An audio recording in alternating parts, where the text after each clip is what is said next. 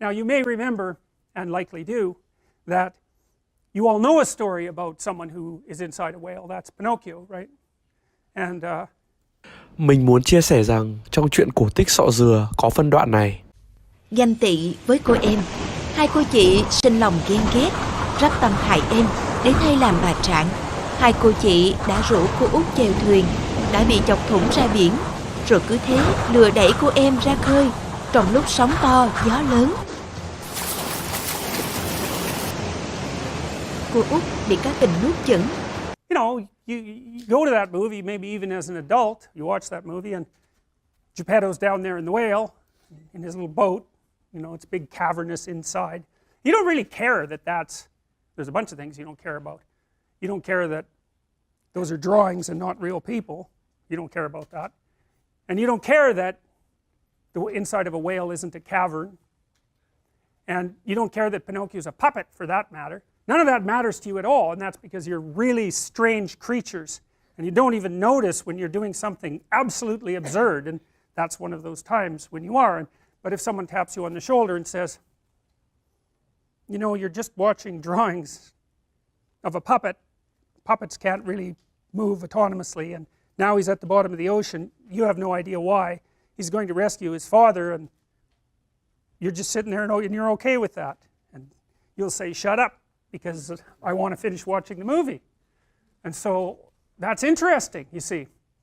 That tells you something about your unconscious if you're psychoanalytically minded, because you're doing something that you cannot account for. Now you might say, well, it's enjoyable. Well, that's deep, man. You're really going a long ways with that. The question is, A, why is it comprehensible? B, why is it enjoyable? C, just exactly what are you doing there? And you think that whatever you are doing there is so valuable that you'll actually pay to do it. Weird. Very, very weird. And you know, when you read about, let's say, the archaic rituals of tribal people, and you ask yourself, just what are they up to? You might think, well, they're up to the same thing that you're up to when you go see a movie. So, and then you might also notice that the most expensive artifacts, or among the most expensive artifacts that human beings create, are movies. They spend hundreds of millions of dollars on them. And we consider that a good deal.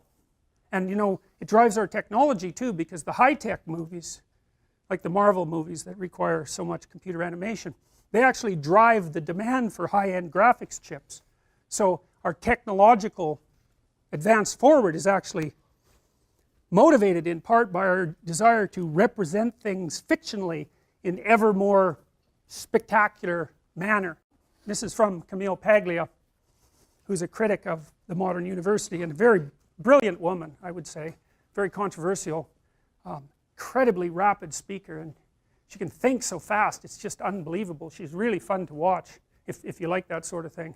Vicious adversary in an argument. She says the number one problem in academia today is not ignorant students, but ignorant professors who have substituted narrow expertise and theoretical sophistication, a preposterous term for breadth and depth of learning in the world history of art and thought. Art is a vast, interconnected web work, a fabricated tradition, and over-concentration on any one point is a distortion.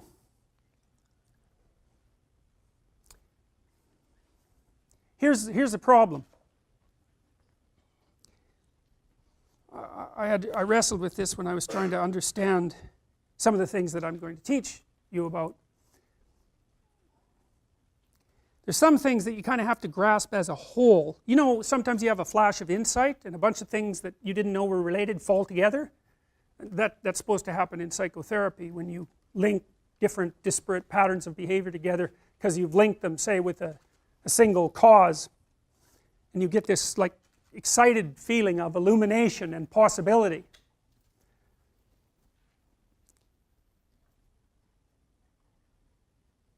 And there are forms of communication that require the simultaneous realization of a multitude of disparate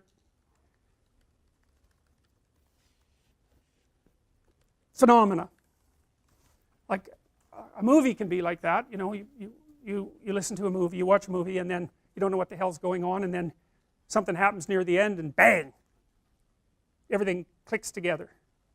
And it's because you've sort of seen the thing as a whole.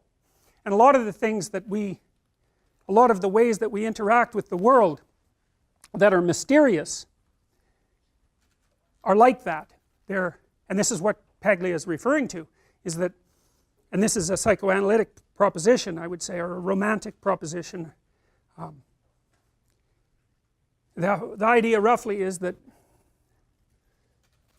way out in the periphery of reality are all those things that not only do you not know, but you don't even know you don't know, right? You're completely blind to their existence. And then there's unknown things that you have some suspicions about, and then there's unknown things that you can start to imagine and act out and dramatize.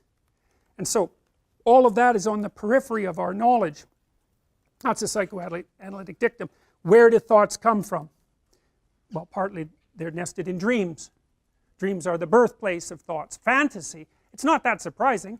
Fantasy is the birthplace of ideas. You know, if you're thinking about what you're going to do in the future, you enter into a reverie, a dream state, and you contemplate multiple possibilities, and then you start thinking them through. Use your imagination to search beyond where you are. And the collective human attempt to do that is our mysterious, humanistic, artistic tradition, which is very difficult to justify from a formal, articulate point of view. What good is dance? Like, what is it that you're doing when you're dancing?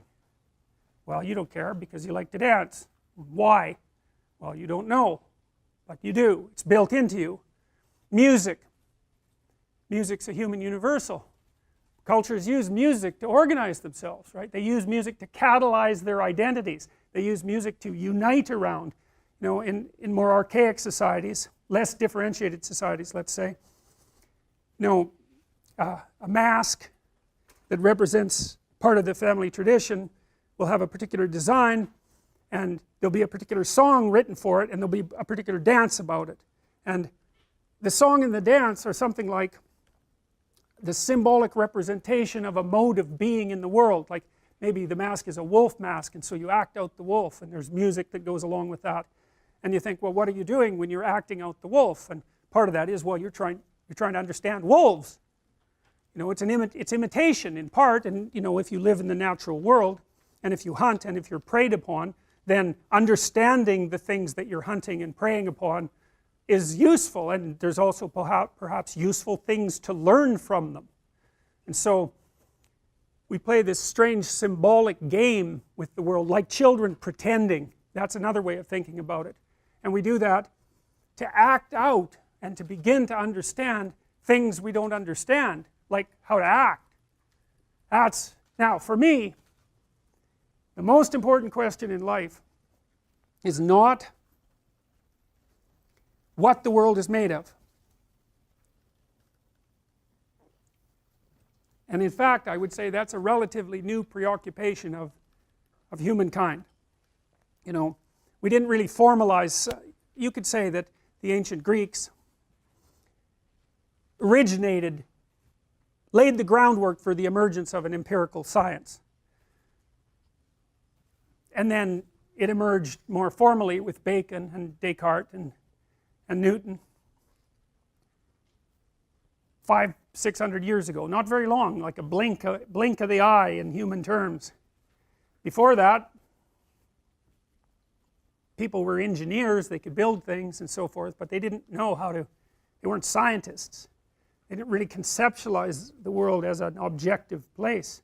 We do that automatically because science has seeped so far into our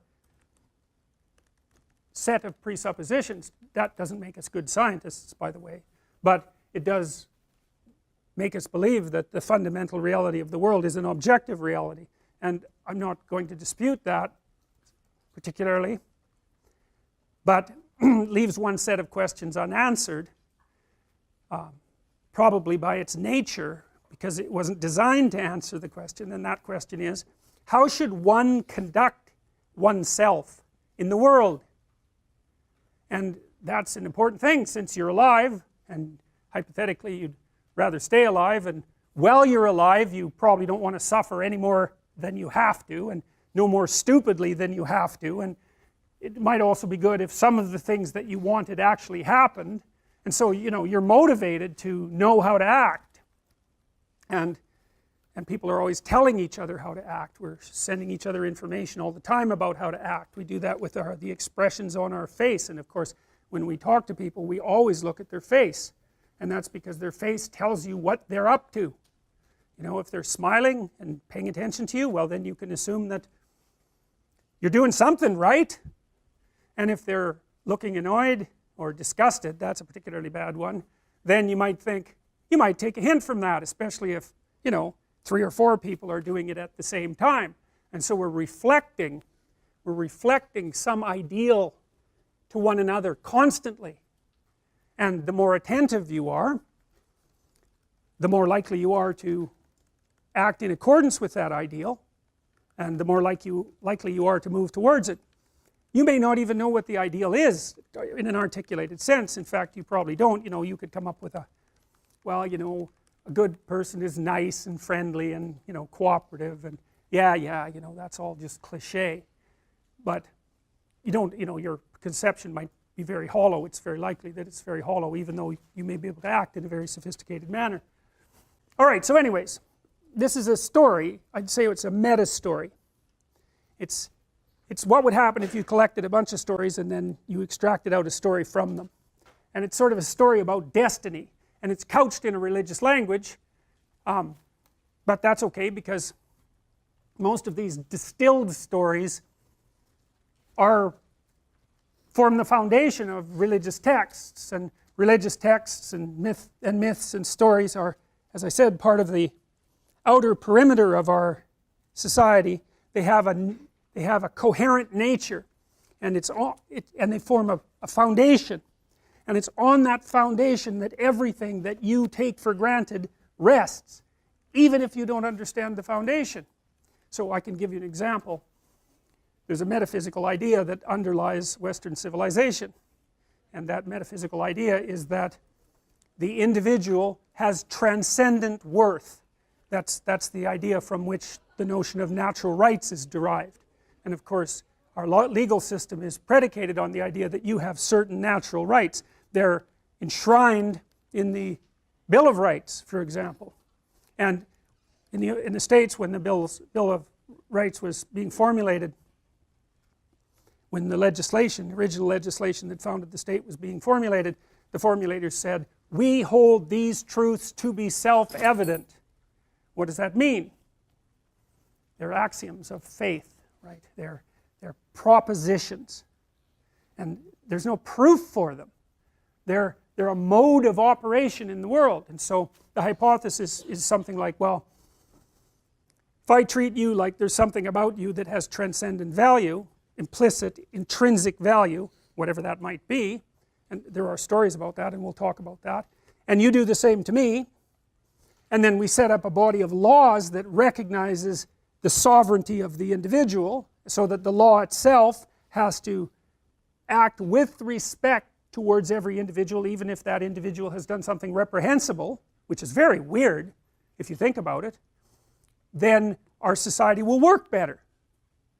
And well, perhaps that's true, but for better or worse, that is what this society is predicated on, and that's a very, very, very, very, very, very old idea. And it's an idea that people came to with great difficulty, because it was over thousands of years that people learned how to take their little tribal groups, which were always squabbling with one another, right, because they're human beings, they're very violent, and tribal groups are by no means civilized. There's no noble savage like the Europeans thought. If you study tribal groups in the world today, the death rate by violence is unbelievably high. So something unites a tribe within a tribe. It's often kinship, but then tribes come together to form larger civilizations, and they have to determine some sort of meta principle that guides them so that they can cooperate and come together without destroying one another, and they have to extract out a principle by which the society might function, and that has to work. And then as societies get bigger and bigger and bigger and bigger and bigger, they have to bring more and more of these diverse traditions together and extract out something from them that has power and functional utility and that allows people to unite. And so this is one of the stories that talks about that. It's a story about individual responsibility and what happens when it's not heeded. So, you know, because we could say, you are a social creature, right to the core, and most of your environment is other people, and those other people want something from you, and you want something from them, so you're going to play games with them. You're either going to be good at it or you're going to be bad at it, but you're going to play games with them. And so the game might have rules, really sophisticated rules, in fact. And you'd expect that because as your behavior more and more approximates an ideal, assuming such a thing exists, then you're more and more sophisticated, and the nature of the ideal is perhaps more and more complex and difficult to understand. You get a hint of this, though. You can get a hint of this because you will see, if you pay attention to your own soul, your psyche, your unconscious, you'll see that there are people that you admire and that there are people that you have contempt for. And it isn't necessarily that you're 100% accurate in your judgment. You know, it's not such a bad idea to criticize your first impressions, but those states exist, and so there's a reason you admire someone, and there's a reason you have contempt for someone. There may be multiple reasons, and that's a hint to your intrinsic value structure. It's a hint about your intrinsic value structure, right? You wouldn't admire someone unless there was something about them that you valued, and perhaps that you would also like to be able to do, and you wouldn't despise someone or have contempt for them if you didn't feel that something they were doing was wrong and that it would be wrong if you did it too. And so you're bringing to bear on the situation an implicit morality, and you have to do that because, as I said, you can't act without a morality, because if you're going to act, you're going to try to make things better. Otherwise, why bother? And if you're acting to make things better, then some things have to be better and some things have to be worse, and that's a value structure. Okay, so science is about what the world is. And myth and drama and dream and the unconscious, all of that. Let's say the aesthetic and artistic and fantastic side of humanity. That's more about how things should be. It's more about how to act. They're lessons in how to act, and they're abstract lessons. People are capable of abstraction, right? So you say, well, there's something good about you, and there's something good about you, and there's something good about you, and there's something bad about you, and you, and you, and so we'll take all the good things and make one good thing out of that. We'll take all the bad things and make one bad thing out of that, and then we sort of understand the difference between good and bad, and we get better and better and better and better at that over the centuries as we distill that, and then we have a figure of ultimate good and a figure of ultimate evil. And that helps us understand what those two things are. Those are the hostile brothers. That's a very common mythological motif. And you could say, well, they're at war inside you. And I think that that's a universal truth. It's an existential truth. The domain of ethics and morality is how are we in the world, and how should we be? What's the good? And the reason I'm telling you all this, apart from the fact that you should know it, because this is what you should know if you go through university, is that it bears directly on issues of health. You're trying to accomplish something, say if you go see a psychotherapist, you know, you could say, well, I'm trying to get healthy. But you know, that's not really right. What you're trying to do when you go see a therapist is get your life together. And that's not the same thing, you know, like mostly when I'm acting as a therapist, it's not like I'm directly treating mental disorder. Like mental disorders they're just not neat little boxes. It's not like someone has a fully functioning life, but they have an anxiety disorder. And then you bring them and you treat the anxiety disorder and they go back to their fully functioning life. It's not like that at all. the disorder is tangled out into their life. You know, if you're depressed, well, usually your workplace isn't going very well, and your relationships with the people around you are damaged, and you know, you're connected in the actual world with all of these things. And so when you come to see a therapist, you have to work on putting your life together in a sustainable manner, and that's certainly not just removing the mental illness. It's very rare. Now and then you see someone who's depressed, whose life is together, and they're just depressed. Something's gone wrong, probably biochemically. And so with someone like that, you can often give them SSRIs. I can't give them to them, but I can recommend them. Recommend they go see a doctor anyways. And that sometimes just does the trick, because, you know, their life is actually pretty good. They just can't see it, but that's bloody rare, man. It's usually the case that someone comes and sees you and things are in a serious state of chaos, and all of that has to be addressed, and some of it's psychological, and a lot of it's just practical. It's embedded out there in the world. That's what the behavioral psychologists are particularly concerned about. So anyways, psychology, especially the clinical end, is predicated on, necessarily predicated on the question, how is it that we obtain the good? How do we aim at the good, and what would that be? When my clients first come to see me, one of the things I often ask them is, okay, well, let's say you look a year ahead. What do you want? What are we aiming at? What would, your life isn't the way you want it to be. How would it look if it was the way you wanted it to be, or at least partly that way? Then we aim at that, right?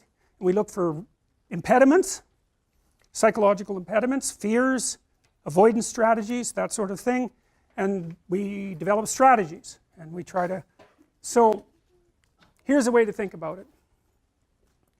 You're always looking at the world through a framework of reference, and you have to do that because there isn't very much of you.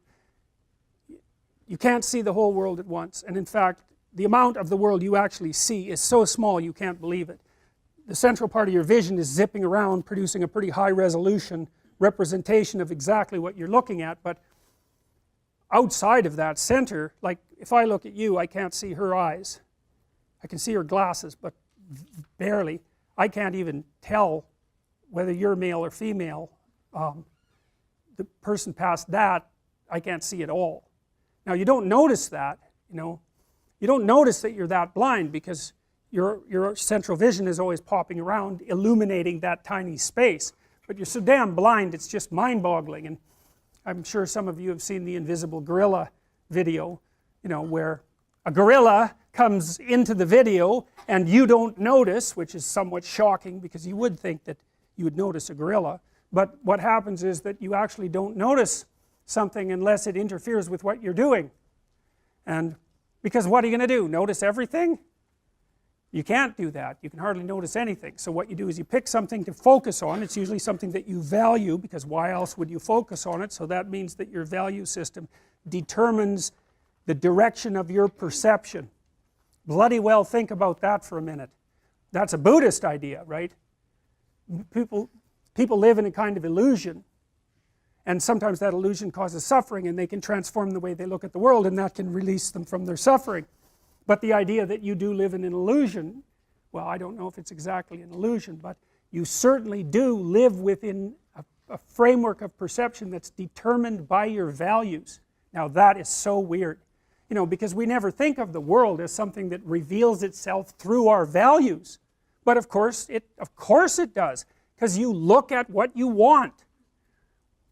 You aim at what you want, and once you've aimed, the world lays itself out for you, and that's exactly how perception works. That's why I represented it this way. You're always somewhere, that's point A, and that's somewhere in some place in some time, and you always have some notion about what you want to have happen next. You know, you're going to go to the next class maybe, you've got a plan after this. In this class you have a plan, you're hoping to learn something, I presume, and maybe you have a goal with regards to a grade, and that's nested inside your desire to get a degree, and that's nested inside your desire to be educated and to have a career and have a successful life.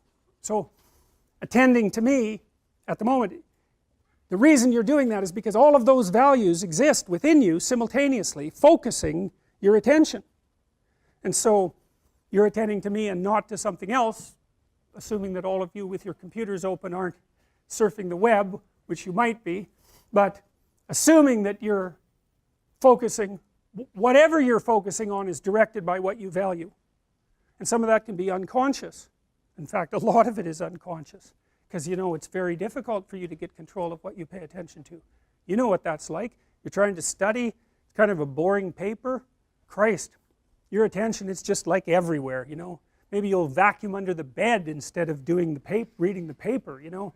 You can't get a grip on that thing, so your attention has an autonomy. And that's another psychoanalytic idea, you know, because you kind of think, well, you're in control. It's like, really? You ever try telling yourself what to do? How does that work for you? I'm going to go to the gym 3 times a week. Right, sure you are. Yeah, I'm going to quit eating sugar for a month. It's like, how long does that last? It's like 15 minutes, and you're eating like 3 chocolate bars. So, this is Freud's central insight, I would say. You're an autonomous group of spiritual agents, let's say, personalities, and they don't really get along very well. And you, the ego, will say, is by no means necessarily in charge. And that's a very strange thing to realize, but you can really realize that by noticing how little control you have over your attentional focus. Okay, so you've got your point A, you're going to point B, you're always doing that, you inhabit a structure of value, and it changes what the point A is and what the point B is, but the structure itself doesn't change. And when you're looking at the world, what you see is not objects, you see tools, and they make you happy. Those are things that facilitate your movement forward. And you see obstacles, and those are things that make you unhappy. And when you encounter an obstacle, one of the problems is well, you don't get to where you're going, and that's a problem. But the other problem is, if you encounter an obstacle, the frame might be wrong. Right? Because you never know. It might be just something that you could detour around real easily. It might be a fatal flaw in your whole plan. And so obstacles have this dual nature. They get in your way, but they can also take your plan down. And so they can produce anxiety. So my point is, and there's a book called An Ecological Approach to Visual Perception. It's a great book by Gibson, J.J. Gibson, if I remember correctly. And this is, although I thought of this a while back, I realized eventually that it was a variant of his theory, and what he believed was that when people looked at the world, they saw value first and inferred objects second. So for example, for Gibson, if you're standing by a cliff, you don't see a cliff and then think about the fact that you might fall and then feel frightened. You see a falling off place. And part of the seeing of that, part of the act of seeing is being afraid of that. Because your eyes are connected right to your emotional systems. And part of what your eyes do is tell you what the object is. But your eyes do all sorts of other things, like they prepare you for action, they prepare you for gripping, they prepare you for emotion. And none of that actually requires the existence, necessarily the existence of your perception of the object. So there are people who have blind sight, and if you show them, so they think they can't see, but if you flash them an angry face, they'll show a skin conductance response. And that's because the visual pathways to the amygdala, which does facial emotional processing, can still be active. These are people who've usually had a stroke, so their eyes are okay, but they've destroyed the visual cortex. So anyways, it's perfectly plausible that at least at one level of analysis, when you look at something, you see its utility first. So you see a chair, and you might say a chair is an object, but I wouldn't say that. A beanbag's a chair, and a stump is a chair. And they don't share much in common except that you can sit on them. And so, you know, the chair is basically conceptualized by its functional utility, and when you look at a chair, what you perceive is its functional utility, and the chair tells you what to do. It says, sit on me, and there are people who have prefrontal damage, and they engage in something called utilization behavior, and if they're walking down a hallway and there's a door open, they have to walk through it. They can't not do what the object tells them to do. That's called utilization behavior. So that's how the world is laid out. And I would say inside that domain, you're in the predictable world. You're in the world that you understand, that you know, and that if you hit an obstacle, or if you're outside that domain, you're in the unknown. You're in unknown territory. In the mythological world, in the world for action, you could conceptualize the world as a stage for action. And this is a Shakespearean quote that sort of sums it up quite nicely. All the world is a stage, and all the men and women merely players. They have their exits and their entrances, and one man in his time plays many parts. And you might say, well, is that really true? And the answer to that is, well, it depends on what you mean by true. And that really is the answer, because there are different ways of defining true. So, and it isn't self-evident that there's only one way of defining true that's appropriate. You know, the definition of truth might be more like a tool. And you know, we are tool-using creatures, and really what we're trying to do with our conceptions of truth is to work through the world successfully. So even science is subordinate, should be subordinate, to our use of the world as a tool. Because if it isn't a useful tool, like, what are we doing with it? You know, just generating technology that might destroy the world, that seems like a bad idea. So I think that the world as tool is actually the fundamental sort of truth, and I think that that's a Darwinian idea, right? That our notions about the world have evolved through a Darwinian process, and that it's appropriate for us to regard as what is most real those things that reliably ensure the continuation of our life and the probability of our propagation. And if you're a true Darwinian, I don't think there's a way out of that argument. And it isn't self-evident by any stretch of the imagination that seeing the world as objects is the way that our brain works. In fact, I don't think it's the way it works at all. And I think that that's why we're so wired for stories, right? It's a mystery. You know, like, you won't line up for 2 hours to go see a lecture. But you'll line up for 2 hours, maybe you'll even camp overnight if your mythological imagination has been seized for God only knows what reason by Star Wars. And, you know, that's a source of mythology. It's the mythology of the modern person, and it fills a gap, and that's why people do it. So that, to me, speaks of the manner in which our psyches are constructed. And that's a Jungian idea. That's the idea of the archetype, essentially. That to be human is to participate in a certain pattern of being. And that pattern of being is acted out socially, it's acted out individually, but it's also part of your structure, even your perceptual structure as a living organism of your particular type. And it would be the case, at least in part, that the hero myth, which is go out where no one has gone before, face the terrors of the unknown, gather something of value, and return, is the central story of humankind. It's not the only central story, but it's up there in the top 3. And many of the dramas that you engage yourself in are variations of that story. And you watch it over and over and over because you're trying to learn how to do that. Because that's what you need to do to live. Kết thúc phần câu chuyện cá nhân, giờ sẽ là phần về thần thoại. Now, you know, I used this picture to represent my class. And you might not know anything about this picture. It's a picture of Jonah being thrown up out of a whale's belly after spending 3 days inside it. It's an old biblical story. It's a myth. It's a fairy tale. That's one way of looking at it. And I don't mean that in a derogative manner.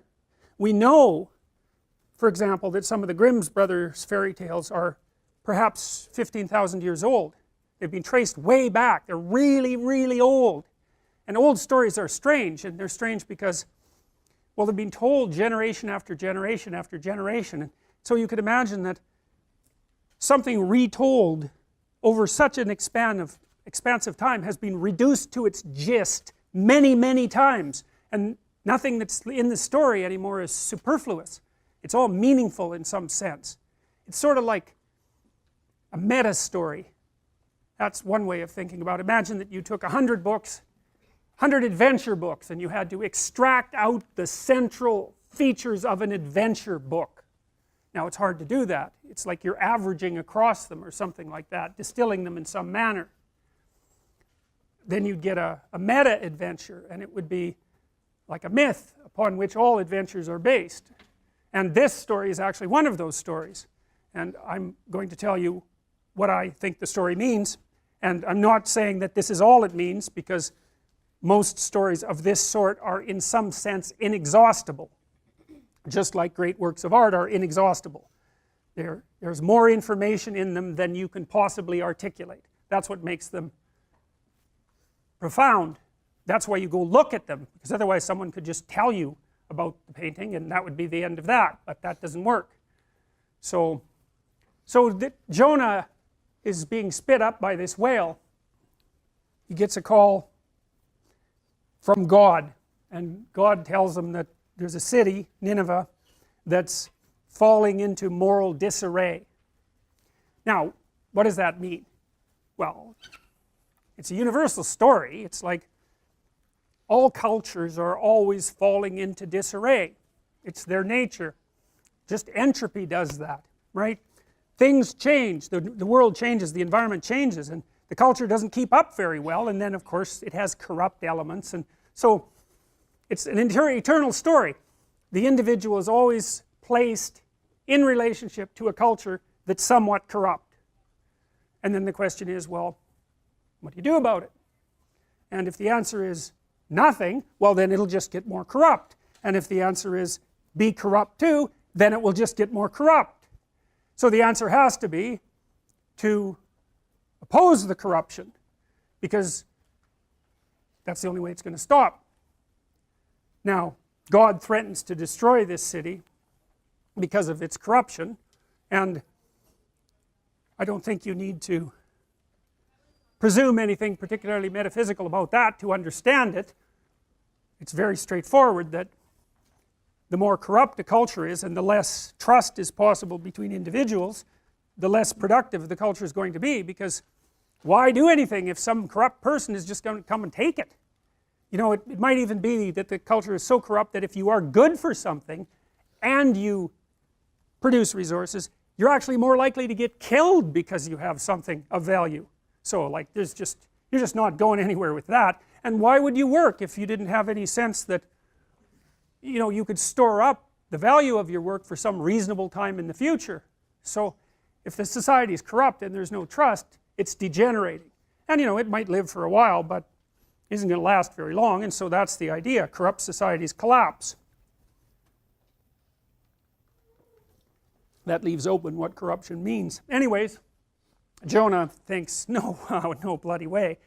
I'm not going to that city. They can go to hell as far as I'm concerned, and that's really what he thinks. And why in the world should I do anything about it anyways? And these are good objections. It's like, why would you do that? And you'll face this, believe me, in your life. You will face this. In fact, you already do, always, constantly, continually, in small ways perhaps, when you're interacting with people who aren't treating you properly. And when you're acting, and those might be your parents, they might be your friends, they might be people at your workplace, they might be professors. They're playing a crooked game, and you don't like it, and you know it's crooked. And so then the question is, well, what should you do about it? Well, if you know it's crooked, it's not so good to play along with it. I mean, we'll say that you know it's crooked by your own standard of values. It degrades you to play along with it. You're going to stand up and oppose it? Well, no, probably not. You're probably going to do what Jonah did, jump on a ship and get the hell out of there. And, you know, that's a logical thing to do, but it doesn't solve the problem. And I think this has something to do with human ethical responsibility, because there are other old stories, and I'll tell you one likely, where the son of the king, the Lion King, the son of the king, he goes off and he's some pathetic adolescent, and then he's shamed by the reappearance of his old girlfriend into turning into something vaguely useful, and he opens his eyes and he goes back and he fights Scar, and you know, it's a scene of hell, right, because there's fire everywhere, and he fights Scar, finds out Scar killed his father, he casts him into the pit, roughly speaking, and then the rain comes. And then, the movie returns to its beginning, fundamentally. It's paradise, paradise lost, paradise regained. That's the movie. And that's the story of human beings. You're in a place that's working out pretty well. Something happens to knock you off your perch. You're down in the chaos for a good amount of time, and maybe you never get out. But maybe you learn something down there. Maybe you strengthen your character. Then you pop up to a new place, and maybe it's better. Better aim, better you. Now, I'm not being overly optimistic about this. I know perfectly well that people encounter impediments during their life that they find almost impossible to recover from. But it's the best shot you have. So anyways, Jonah runs away. But God isn't very happy about that because it's actually Jonah's destiny. It's necessary for Jonah to repair the city. So God sends a storm, and the waves are high, and I think what that means is because the water is often a symbol for the unconscious, and that's because things lurk down there in the water and that you can pull up that are useful. Monstrous things that you can pull up that are useful. You can fish for them. You can go fishing in your own being for answers, which is what you do when you try to think, right? You ask yourself a question and you wait, and maybe an answer appears. It's like, where did that come from? You didn't know what the answer was before it appeared. Would it just pop into being out of nowhere? Who knows? So you fish. So anyways, the waves come and the boat's going to be knocked over, and that's what happens, I think, when you know you should do something. I mean, everyone has this experience, I believe. Perhaps you would be willing to put up your hands if this experience is foreign to you. Okay? There's part of you telling you you should do something, and it's hard to do it, effortful, and maybe you're afraid of it, and so you don't do it. You just procrastinate, right?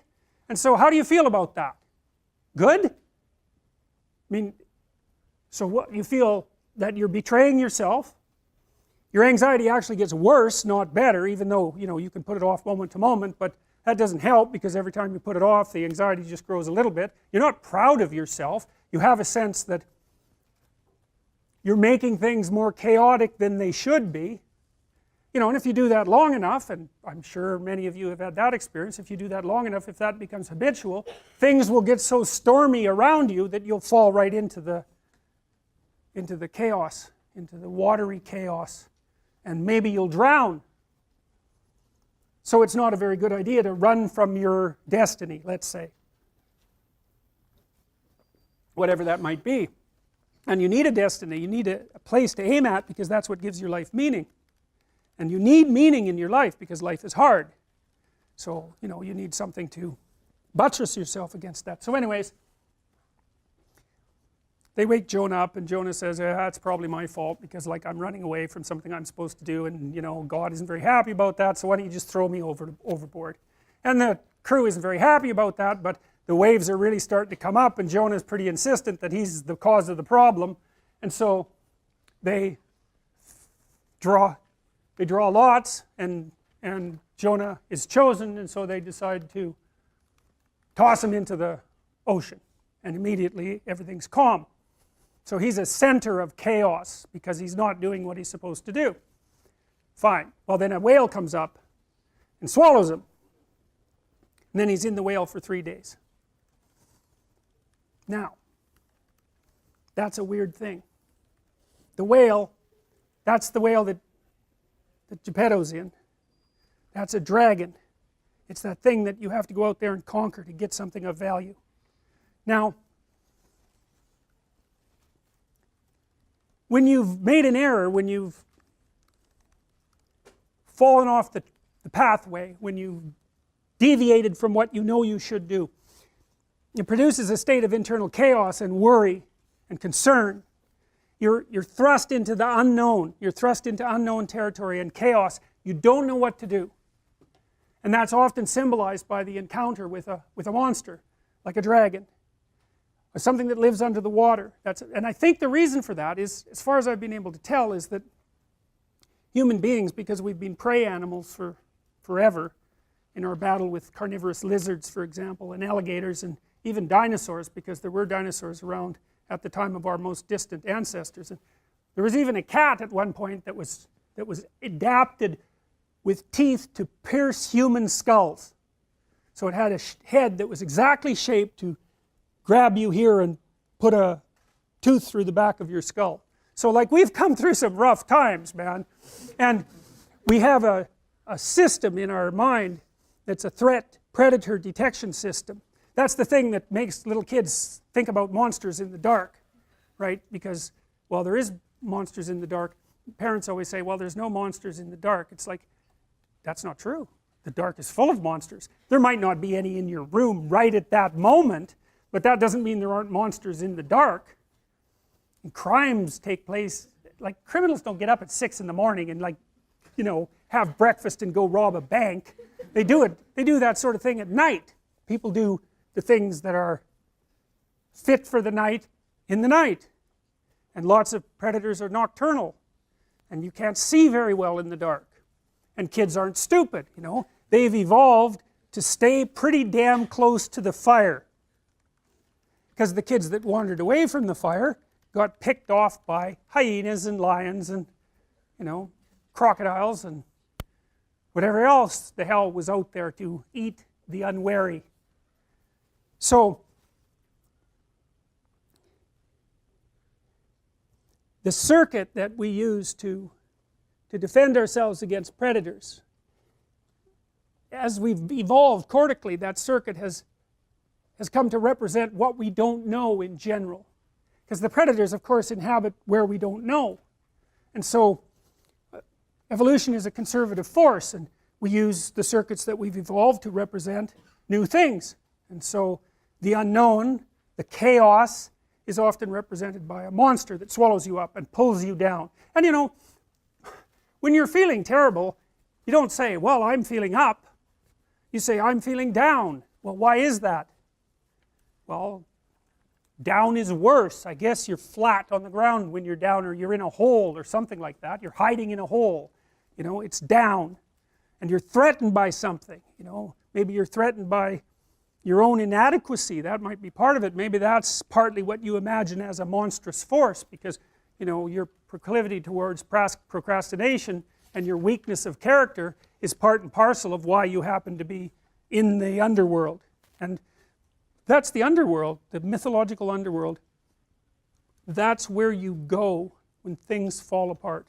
And if you understand that, if you know that that's what that means, then you have one of the keys that opens up ancient stories to you, and you understand things.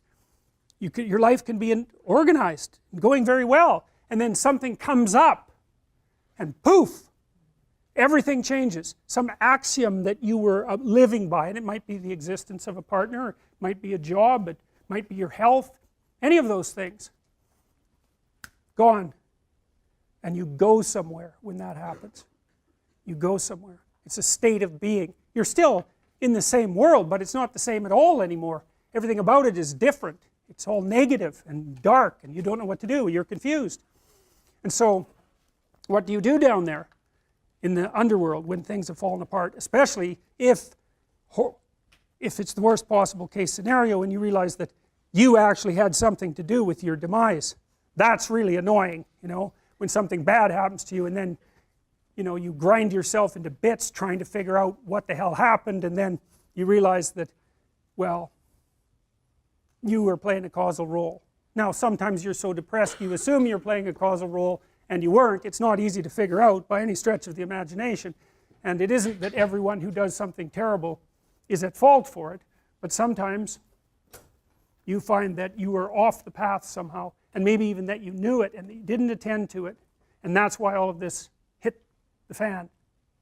And so then down there in that chaos, you decide that you're going to do what you're supposed to do instead.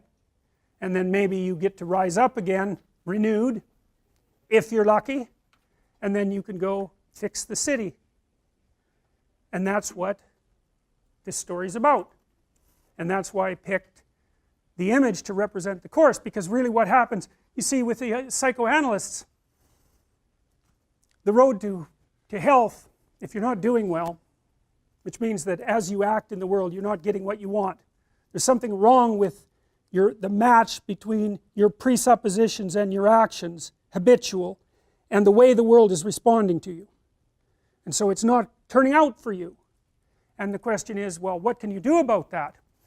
And one answer might be to examine yourself for presuppositions and action patterns that are not serving you well, and to find out what they are and what to do about them. And maybe some of that is, maybe you're not moving forward because of fear, and maybe that fear is grounded in terrible experiences that you had in the past that you've never been able to understand. And maybe one of the ways of gluing yourself back together and expanding your personality so that you could in fact live properly in the world is to go back to those terrible events and untie them and straighten them out and understand them and drop them. And that's what psychotherapy is about in large part. Psychoanalytic, behavioral, doesn't matter. What are you afraid of? What are you avoiding? What are you failing to develop? Maybe from fear, maybe from avoidance, God only knows, maybe from disgust. How can you get over it? How can you reclaim those parts of yourself?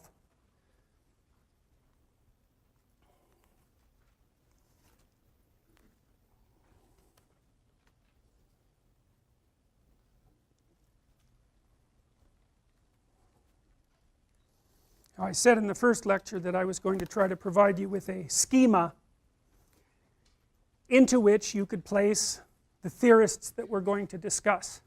And it requires going down deep to do that. And there are presuppositions. My presupposition, and this is a psychoanalytic presupposition, it's predicated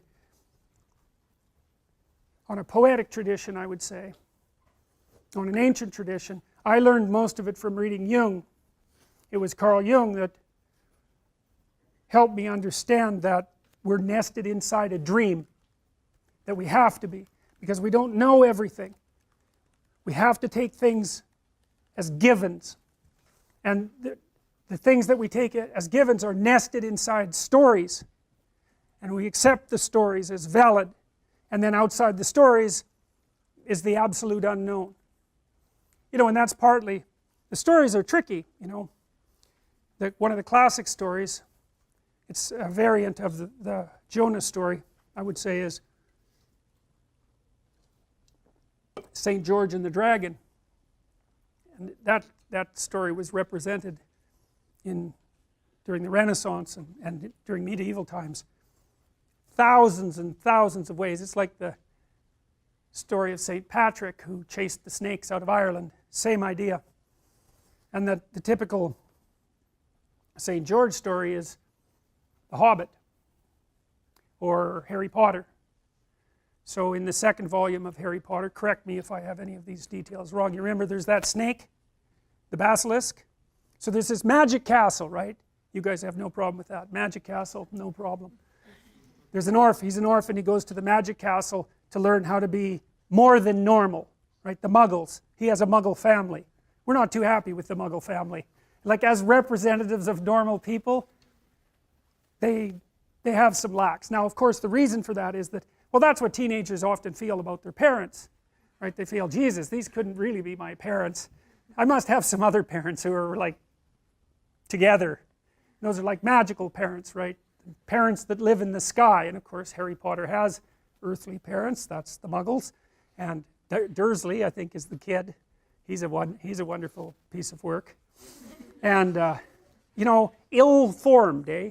Spoiled, ill-formed, selfish, very far from the ideal. He's a foil for Harry. And of course, he's appreciated and doted on, and Harry is actually punished for his virtues. Well, that's a classic story, right? To be punished for your virtues. I mean, if you look at the story, the central story in Christianity, the central story in Christianity is about someone who is precisely punished in the worst possible way for the highest possible virtues. And that's what it makes it an archetypal story, because there isn't anything more unfair than that. And so it's a limit, in a sense. It can't be worse than that. Being punished for being, you know, unworthy, it's like, yeah, well, at least makes sense. But to be punished because you have your act together and you're a good person, that's real punishment. And that's what happens to Harry. So luckily he finds out that he's magical, which is quite convenient, and off he goes to wizarding school. And you know, that's actually like going and studying the humanities. I mean, it was when they still were, you know, because it's through the humanities that you make contact with the magic of your culture, and that makes you more than merely the child of your parents, because you are more than merely the child of your parents. You're the child of nature, and you're the child of culture. And until you understand what that means, understand that you have two sets of parents, like the divine hero always has two sets of parents, you can't construe yourself properly as an individual. You're not situated properly in the world. You don't know what your responsibilities are. You can't orient your values properly, and you will suffer for that, because as far as I can tell, because life is so difficult, you have to do something that's truly worthwhile in order to justify it. And so, well, and that's what all these stories tell you. That's what the story of Jonah is telling you. It's like you have an ethical duty to straighten things up, and if you don't do it, you're going to be sorry. And that story is echoed everywhere. Well, now St. George, well, let's go to Harry Potter. That's what we were talking about. So he goes off to the magic castle, and he's learning to be a wizard. And he's kind of an interesting character, because he's not really good. And we find out, I think that's because, doesn't he have a piece of Voldemort in him? Isn't that what happens? Yeah. And that's what that means, is that to be good, truly good, you can't just follow rules. That's very clear in the Harry Potter story. And you also have to be able to understand malevolence. And in order to understand malevolence so that you can withstand it, you have to understand that part of you that's malevolent. Because if you don't, you're naive. And if you're naive, you're easy pickings. And so that's a Jungian idea too. And the Jungian idea is that part of personality development is to understand your shadow. And the shadow is those things about you that you do not want to admit to. And you can learn about your shadow by reading history. You know, you can read about Auschwitz. You can read about the concentration camps in Russia. And you can imagine yourself as a guard instead of as a heroic rescuer of unfortunate victims, which would be very, very unlikely. And once you can imagine yourself as a guard, which is a terrifying thing to do, then you understand something about yourself. And I actually think, and I think this is also from studying Jung, that you cannot have proper respect for yourself until you know that you're a monster, because you won't act carefully enough. You know, if you think, well, I'm a nice person, I'd never do anyone any harm, it's like, you're no saint. You can be sure of that. And the harm that you do people can come in many, many ways. And so, if you regard yourself as harmless, inoffensive, nice, well, why do you have any reason to be careful? You're like a teddy bear sitting on a shelf. Even if you throw it at someone, no one's going to get hurt.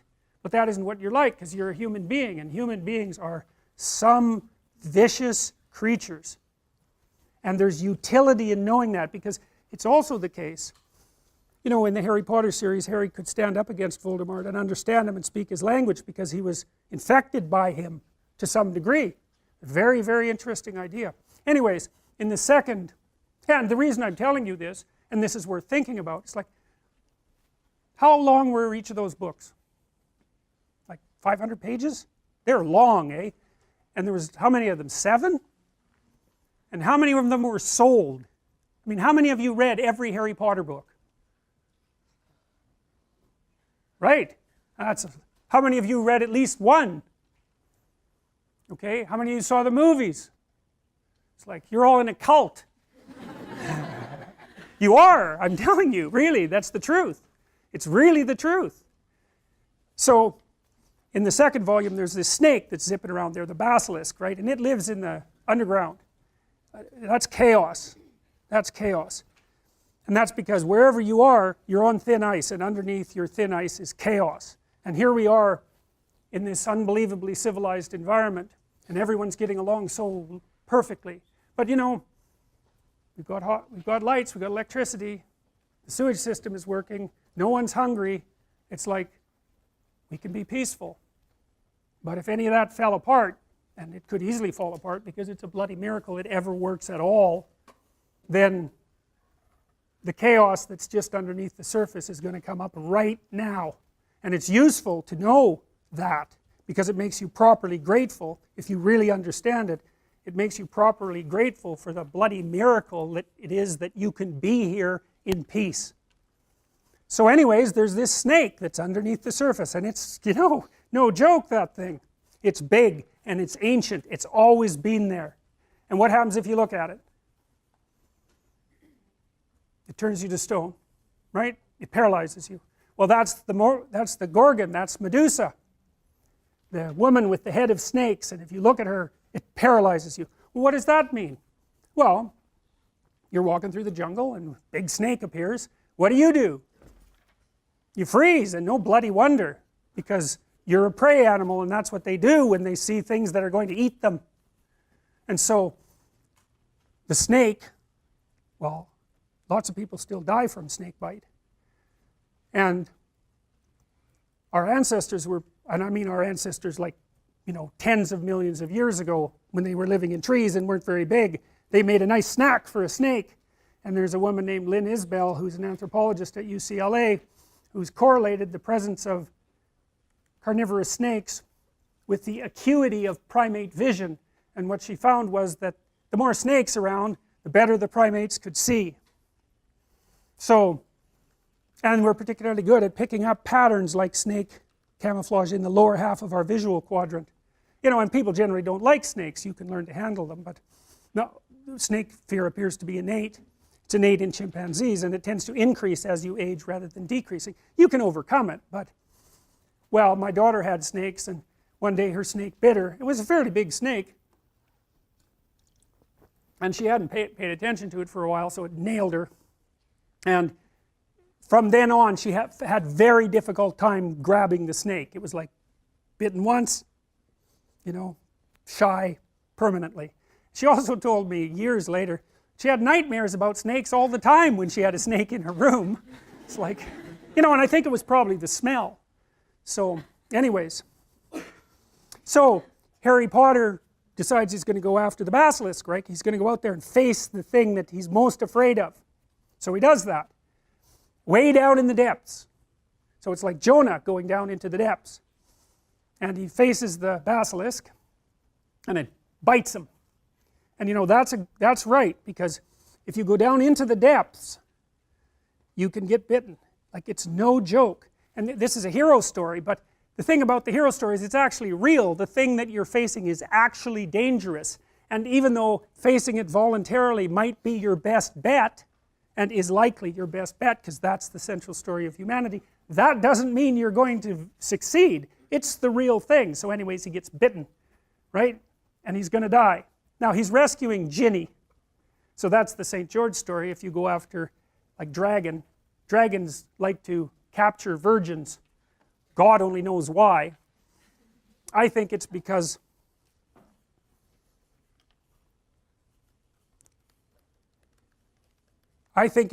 one of the things that male humans have done from the beginning of time is chase the damn predators away.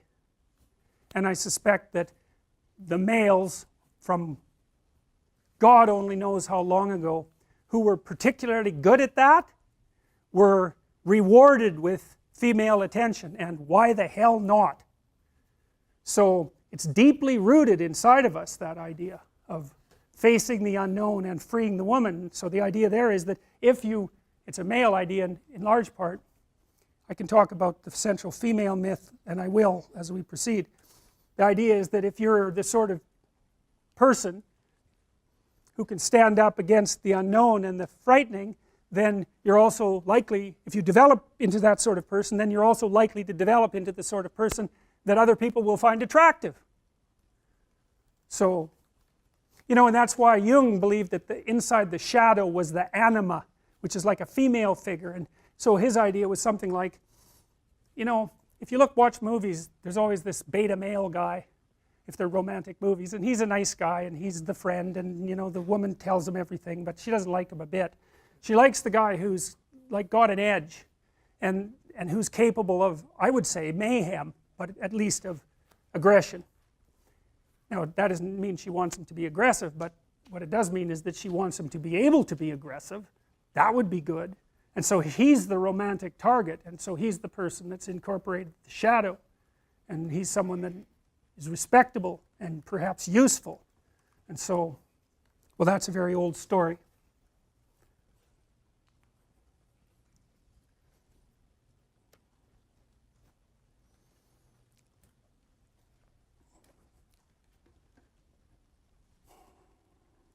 So let's think about this for a minute.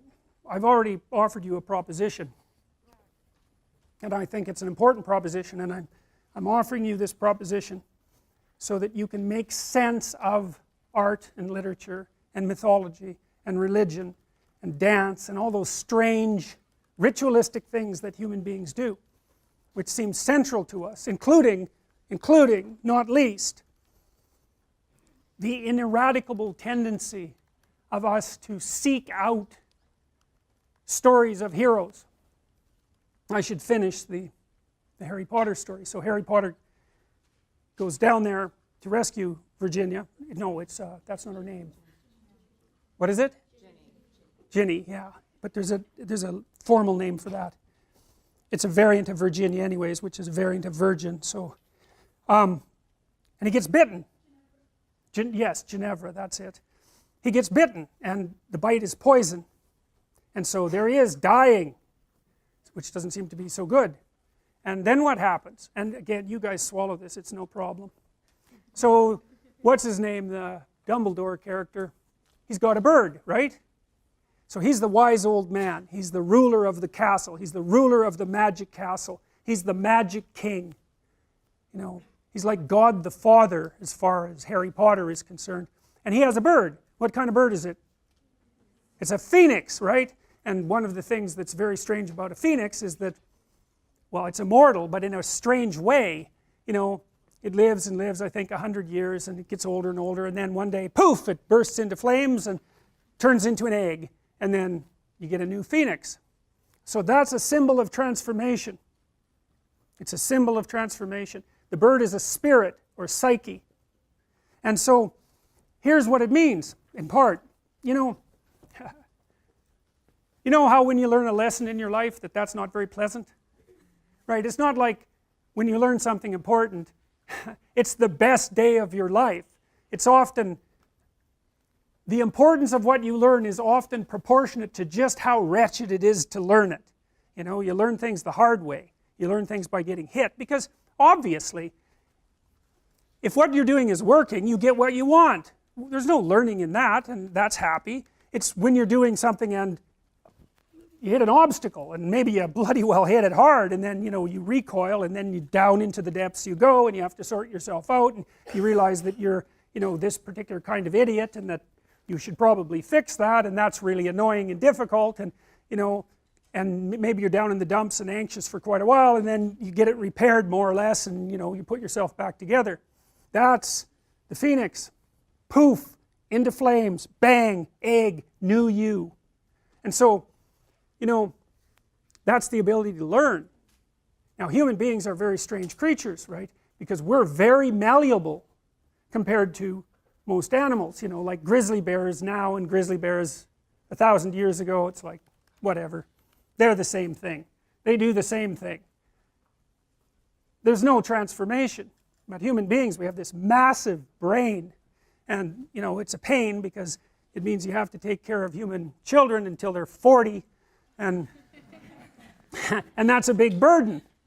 And so, you know, we pay a big price for it. It also makes childbirth very difficult. And it's costly. You have to eat a lot because you have a big brain, because it uses up a lot of energy. And so, you know, you pay a price for it. But the advantage is you're plastic. You can learn. Now, learning is a strange thing, because you could think of it as just acquiring more information. But you could also think of it, and this is more accurate, as finding out something that you're doing wrong So that's sort of built into you, like a character element of your character, a presumption of your perception, or a deep habit. It's really built into you. It's a neural structure, right? It's alive. And you have to kill it because it isn't working properly. And the pain that you go through in part when you're suffering because you did something stupid is, it's something like the neurology, I can never get this quite right. It's the pain of the death of that structure. And that can be a huge chunk of you, you know, if you really have to go through a massive revision. It's like the person that comes out the other end might hardly be the same at all. You know, that happens, for example, if you're trying to combat alcoholism, which is just, you know, a wretched thing to do because, well, all your friends are alcoholic, all your family drinks too much. The only thing you know how to do when you're socializing is to go to the bar and drink too much. You know, and you spend like 20 hours a week on it. It's like, it's not just that you're addicted to the substance, it's like that's how you live. And so if you want to stop being an alcoholic, not only do you have to stop drinking alcohol, but you have to stop seeing all your drunk friends, and maybe you've had them for your whole life, and you have to have continual battles with your drunk family, and then you have to figure out something to do with that 20 hours that's now like hanging around your neck like an albatross. And so you have to let that whole part of your personality die, and a new part has to spring forth. And that's what the phoenix is. And the phoenix is the capacity of the person to transform. And so when Harry gets bit by the snake that freezes him, he gets seriously injured. The phoenix comes in, cries some tears in his wound. It repairs him. Bang! He's back to life. And the strange thing is that that's okay with all of the viewers. Now, why would that be? There's nothing about it that's rational. Nothing. Right? Magic castle? That's not rational. Giant snake underneath it? That's a little more rational. Turning you to stone, going down there to face it, being rejuvenated by a phoenix, it's like, yeah, that's okay, we'll watch that, we'll swallow it, we'll be completely engaged in it. And the reason for that is because it's a myth. It's about how people, it's a meta story about how to act, about how to conduct yourself in the world, to face the things that you're afraid of that would otherwise paralyze you, to let the death of what is insufficient about you occur, and then to wait for the rebirth. All right, to understand the categories of myth, we'll say, we have to understand something about the nature of categorization. Now, categorization is a tricky thing, and we're going to run through some complicated ideas relatively quickly. You know, you think you put things in the same category because they're similar, but the problem is that, first of all, that's not an answer, it's just a restatement of the initial proposition. And second of all, you can put things in the same category that are by no means identical, and you often do that. And third, it's things that are similar are often also importantly different, and so picking which element of similarity, you know, like let's say you have a group of books, well, are they the same? Well, obviously no, because, well, unless they're, you know, all the same book. But the category of books is a pretty strange category because the content of the books differs completely. Well, you could still make a group of books and you pick some arbitrary element that unites them and consider that grounds to make a category. There's other categories, more scientific categories, and scientific categories tend to actually contain things that are very, very similar across multiple dimensions. Like protons are like that. As far as I can tell, there's nothing that distinguishes one proton from another, and the same with electrons. And you know, the set of triangles is like that because you can define it precisely. But most of the categories that human beings use aren't so neat, and the problem with that is that unless the categories are neat, like scientific categories, it's very difficult to investigate them scientifically. So for example, you might do research on a group of people with anxiety disorders, but the problem with that is that the anxiety disorder category is so heterogeneous that it's almost impossible to identify the commonalities across all the people who are in that category, and that's partly because the category isn't actually a scientific category. It's a hybrid category. It's a practical category. I can give you an example of that.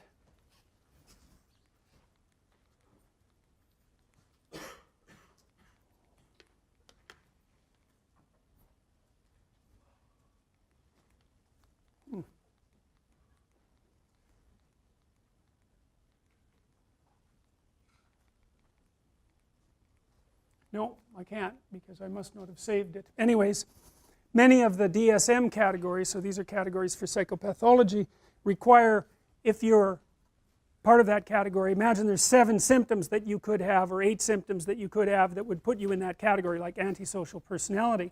8 symptoms. You steal, you kick, you hit, you bite, you're abusive. I don't remember the categories precisely. But you can be in the category if you have symptoms 2 through 5, and you can be in the category if you have symptoms 6 through 8. They aren't the same symptoms, but you're in the same category. And you think, well, how the hell can that be? Well, that's a family resemblance category, roughly speaking, and lots of the things that we use are family resemblance categories. There's a prototype, and then if you have enough of the features of that prototype, imagine the prototype has 10 features, and if you have 6 of those features, you get to be in that category. But it means that the category is actually quite diverse, and that's one of the problems that plagues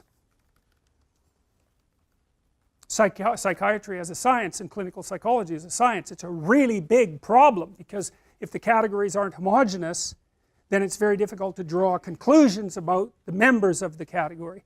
And the psychologists and the psychiatrists claim that those are scientific categories, but they're not, and they can't be, partly because they're aimed at the classification of health or ideal versus non-health or non-ideal, and partly because they play multiple roles, I mean, the category isn't there just to provide neat demarcations for scientific study. The category is there to give people a language to talk about certain sets of symptoms, to diagnose, because when you come in and you have a set of symptoms, you might want to know what they are, so that you also know what they aren't. It's really a relief often to find a diagnosis.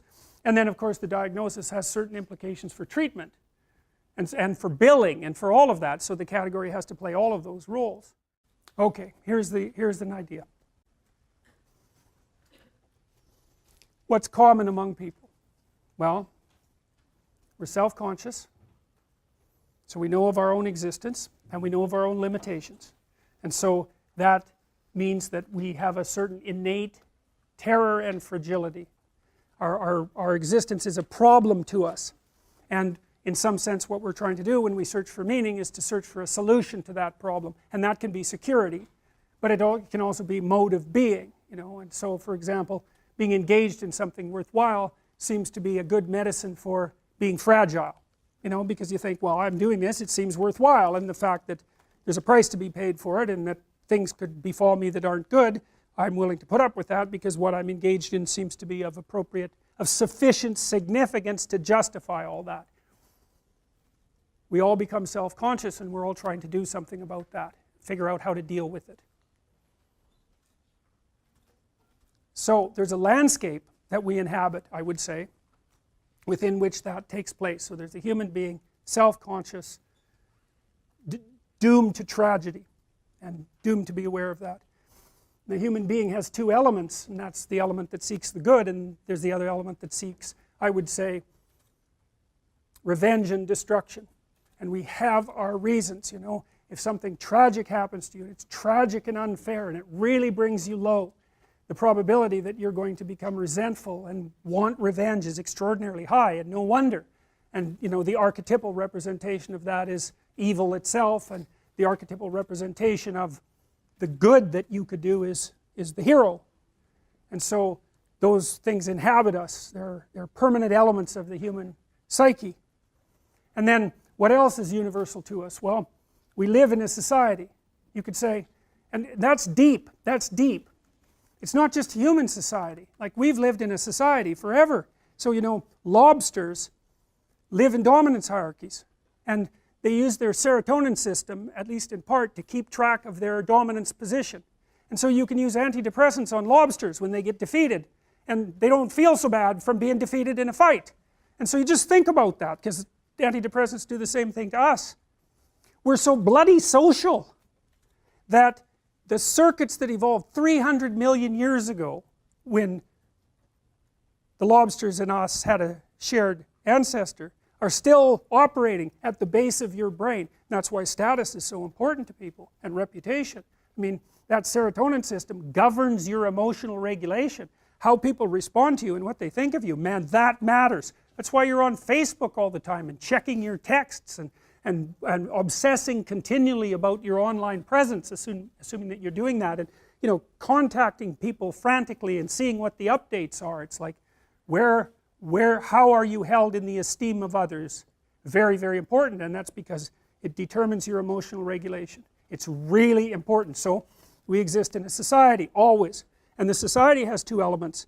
The tyrannical element of the society, that would be the tyrannical king, roughly speaking, a very common mythological theme. You see that in the Lion King too, right? Because that's Scar. And of course you see it in the real world with almost continually. And then the benevolent king, who is the source of all the good things about culture. And you can see these things play out as mythologies in political terms. So I would say, for example, the continual harping about the oppressive nature of the patriarchy is part of a myth. And the myth is that society is oppressive. It's like, well, yeah, obviously, because you have to be quite a bit like you, and you have to be quite a bit like you, even if you're not, so that you can get along, right? Everybody sacrifices a tremendous amount of their individuality to the common mode of being. There's a tyrannical element to that. But, by the same token, it's the basis of cooperation and the stability of society. And the final element is, that's often represented in a masculine manner, by the way, society. And I think that's because our primary dominant structures, given the creatures we are, like chimpanzees, the primary structures of dominance are masculine. And then outside of what's known is the unknown.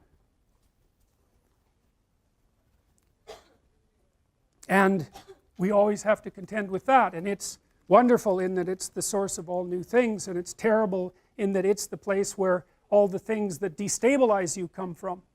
And so this is a good representation, although not the only one.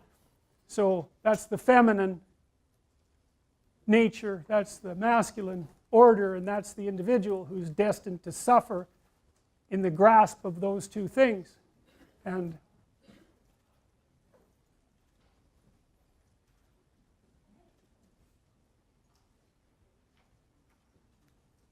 I'll finish this next time. What have we got here? Yep. All right. Good enough. We'll see you next time.